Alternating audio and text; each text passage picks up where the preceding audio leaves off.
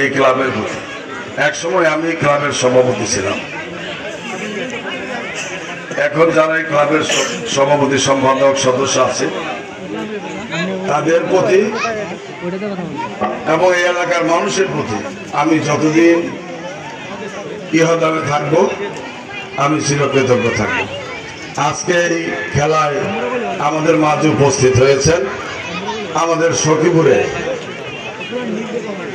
মধ্যমণি, এই অনুষ্ঠানের মধ্যমণি সখীপুরের এখন মধ্যমণি, যিনি একাধারে সখীপুরের উপজেলা নির্বাহী কর্মকর্তা, সখীপুরের উপজেলা পরিষদের চেয়ারম্যান,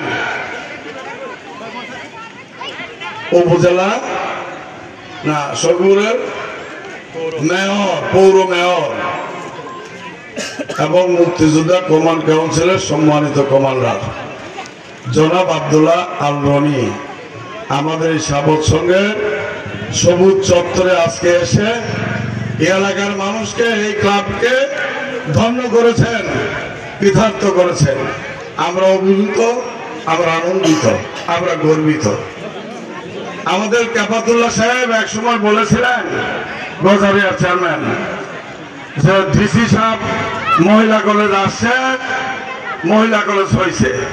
আমি আজকে বলবো আমাদের উপজেলা নির্বাহী কর্মকর্তা মহোদয় এই সাবত সংঘের মাঠে এসেছে, এই সাবত সংঘের যতগুলি সমস্যা আছে সকল সমস্যার সমাধান হবে এই বিশ্বাস আমার ভিতরে জন্মেছে, এলাকার মানুষের মধ্যে জন্মেছে।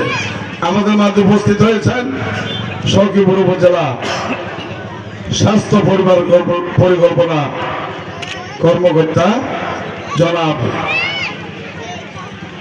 রুহুল আমিন মুকুল, আমাদের মাঝে উপস্থিত হয়েছেন সখীপুর উপজেলা একাডেমিক অফিসার, আমাদের মাঝে উপস্থিত হয়েছেন বীর মুক্তিযোদ্ধা সখীপুর উপজেলা বিএনপির সংগ্রামী সাধারণ সম্পাদক আব্দুল বাসেদ মাস্টার এবং অন্যান্য অতিথিবৃন্দ এবং আরো সরকারি কর্মকর্তা, বিভাগীয় প্রধানগণ রাস্তায় আছেন, তিনারা আসতেছেন। সময়ের অভাবে আমরা দেরি করতে পারছি না। আমরা এখন আমাদের মাঝে আজকে উদ্বোধন করবেন আমাদের পরিবার পরিকল্পনা কর্মকর্তা স্বাস্থ্য বিভাগের যিনি প্রধান রুহুল আমিন মুকুল সাহেব আজকের খেলা উদ্বোধন করবেন।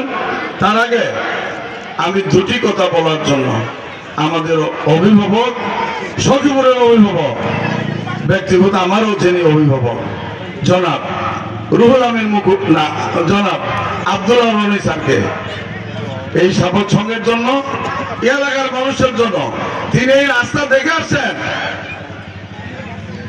এই মাঠ দেখে গেছে, দেখে যাচ্ছেন। আমাদের বসার জায়গা নাই, ঘর নাই। এই মাঠটি সখীপুরের মধ্যে সবচেয়ে প্রাচীন। সর্বপ্রথম সখীপুরে বৈশাখী মেলা এই মাঠে হয়। পূর্ব টাঙ্গের আর কোথাও বৈশাখী মেলা হয় নাই, এখান থেকে শুরু হয় বৈশাখী মেলা।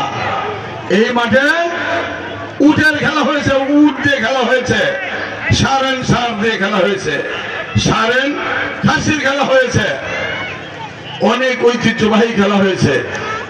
বাংলাদেশের বড় মাপের জাতীয় টিমের প্লেয়ার যারা, তারা সবাই এই মাঠে খেলেছে। কাজেই আমাদের আজকে প্রধান অতিথি মধ্যমণি, তিনাকে কিছু বলার জন্য আমি বিনয়ের সাথে অনুরোধ করবো।